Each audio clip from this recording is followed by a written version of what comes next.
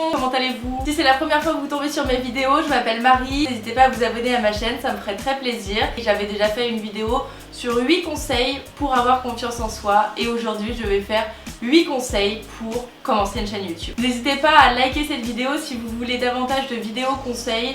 Normalement je le dis à la fin mais il paraît que 90% des gens ne vont pas jusqu'au bout d'une vidéo YouTube, donc je vous le rappelle au début de la vidéo. Le premier conseil, qui est ma foi très basique mais qu'on oublie souvent, c'est de commencer pour les bonnes raisons. S'il vous plaît, ne commencez pas parce que vous vous dites que vous allez recevoir des colis tous les jours ou que vous allez gagner de l'argent et que ça va devenir votre métier. Non, on a tous une bonne raison de commencer YouTube. Par exemple pour vaincre sa timidité, pour partager sa passion, pour aider les gens, partager votre savoir, vos connaissances.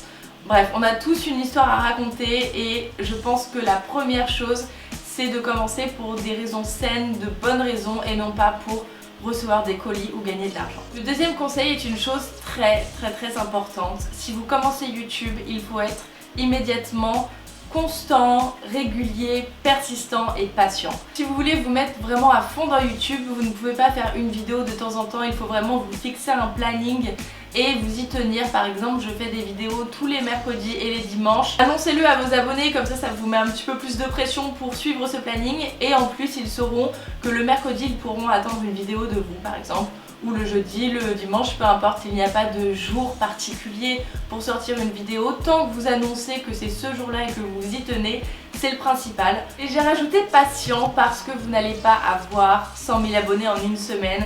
Il ne faut pas vous décourager, il faut vraiment continuer, persévérer, donnez-vous vraiment à fond et si vous appliquez les conseils que je vais vous donner, je pense que vous optimiserez vos chances pour que ça aille plus vite. Mais gardez en tête qu'il faut être patient. Le conseil que je pourrais vous donner, c'est de rester vous-même mais de trouver votre signe distinctif. Vous savez, lorsque vous faites un CV ou que vous passez un entretien, on vous demande toujours quel est votre plus, pourquoi vous plutôt qu'un autre, et là vous devez donner votre valeur ajoutée, quelque chose qui vous distingue des autres. Et bien sur YouTube c'est exactement la même chose. Trouvez votre style, quelque chose que vos abonnés s'attendent à retrouver en regardant de nouvelles vidéos, quelque chose qui vous est propre, car si vos abonnés aiment votre style et ce petit plus, ils vont revenir sur vos vidéos parce qu'ils ne pourront pas le trouver ailleurs. C'est quelque chose qui vous appartient, que vous devez construire et vous pouvez bien sûr vous inspirer d'autres chaînes, mais essayez vraiment d'avoir votre personnalité, de rester vous-même tout en donnant ce petit plus. Ça peut être quelque chose de très simple, par exemple vos miniatures qui sont toutes dans le même style avec à peu près la même couleur. Ça crée une certaine harmonie et quand votre vidéo apparaît dans le fil d'actualité de vos abonnés, ils n'ont même pas besoin de regarder qui a créé la vidéo, rien qu'en voyant la miniature, ils savent que c'est vous parce que c'est votre signe distinctif. Donc je trouve que c'est très important d'avoir son propre style. Et ensuite je voulais vous parler de l'équipement. C'est assez difficile aujourd'hui sur YouTube parce que tout le monde a une super bonne qualité de son, d'image, de lumière et au final on se dit ok, je commence YouTube mais j'ai pas forcément envie d'investir des 1000 et des 100 dans une caméra, dans des éclairages, etc. Donc mon conseil, c'est de privilégier le son et la lumière. Vous n'avez pas besoin d'acheter une caméra, vous pouvez tout à fait commencer avec votre téléphone. La caméra sur les iPhones est tout à fait bien, donc si vous voulez commencer votre première, deuxième, troisième vidéo avec votre téléphone, il n'y a aucun souci. Mon plus grand conseil, c'est le son. Imaginez que vous alliez sur un site pour regarder un film.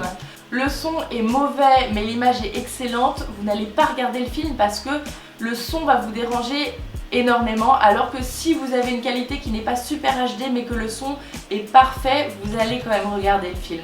Donc je vous conseille d'investir dans un petit micro, faites attention au son, et pour la lumière, absolument pas besoin d'investir. J'ai une lumière, je ne m'en sers absolument jamais, je me filme toujours face à la lumière naturelle. Il y a ma fenêtre qui est juste derrière la caméra et pour moi c'est la meilleure lumière. N'hésitez pas à me dire dans les commentaires si vous voulez voir une vidéo du matériel que j'utilise pour filmer mes vidéos, ça me ferait plaisir de vous la faire. Le prochain conseil que j'ai à vous donner, c'est d'expérimenter. Ne vous restreignez pas, ne vous bloquez pas à un seul type de vidéo, à part si vous êtes uniquement passionné par le fait de faire des tutos make-up, allez-y, foncez.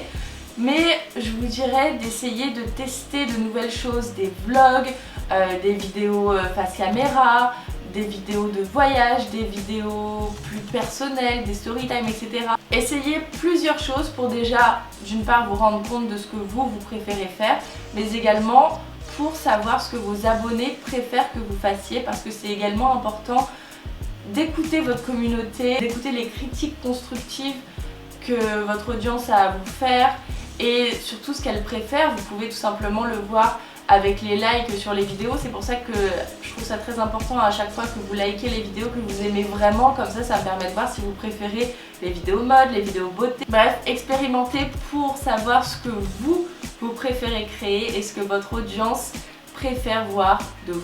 Et si ça ne coïncide pas, faites un mix des deux. Ne faites pas seulement ce que vos abonnés aimeraient que vous fassiez, mais faites surtout ce qui vous fait plaisir de faire, parce que ça va se ressentir dans les vidéos si vous faites quelque chose que vous n'appréciez pas vraiment. Un autre conseil, faites les choses avec passion. Ne faites pas une vidéo parce que c'est une tendance sur YouTube et que vous espérez faire beaucoup de vues avec. Ça me rappelle l'époque, comment ça s'appelait cette pâte là, une espèce de pâte déstressante, je crois que c'est slime, quelque chose comme ça, et tout le monde sur YouTube faisait des recettes pour faire cette espèce de pâte et ça en devenait ridicule. Au bout d'un moment, il faut arrêter les vidéos tendances comme ça et tous se copier, tous se suivre, créer des choses, parler de sujets qui vous passionnent et rester fidèle à vos valeurs. Ce point-là peut contredire ce que je viens de dire, mais si vous comprenez vraiment ce que je veux dire, pas tout à fait quand même. N'ayez pas peur de faire une vidéo qui a déjà été faite. Ne suivez pas forcément les tendances que je trouve un peu stupides, mais par exemple il y a déjà 10 000 vidéos qui ont été faites sur des conseils pour commencer une chaîne YouTube, et je la fais quand même parce que je me dis que certaines personnes seront plus sensibles à mon vocabulaire, à ma façon de m'exprimer, plutôt qu'à un autre youtubeur qui aurait fait ce même sujet de vidéo. Même s'il y a 10 000 tutos make-up qui ont été faits sur le trait d'eyeliner, si vous pensez que vous le faites parfaitement et que vous avez une technique, une astuce géniale, faites cette vidéo. J'ai l'impression qu'il y a tellement de choix, de richesse et de disponibilité de vidéos et de sujets sur YouTube. Même si ce dont vous voulez parler a déjà été traité par quelqu'un d'autre, faites-le quand même parce que vous avez votre propre voix, vos propres arguments, vos propres astuces, conseils, votre vocabulaire. Donc faites-le quand même. La dernière fois j'ai reçu un commentaire qui pourrait illustrer ce que je viens de vous dire.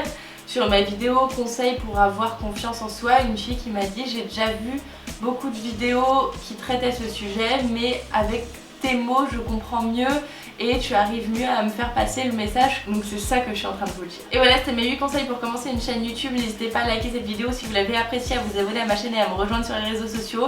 J'espère sincèrement qu'elle vous aura été instructive et que je vous aurai délivré de bons conseils. Si vous en avez d'autres, n'hésitez pas à les laisser en commentaire et à me dire quelle autre vidéo vous aimeriez que je fasse avec ce format 8 conseils pour. Je vous embrasse très fort et on se dit à mercredi pour une prochaine vidéo. Bye!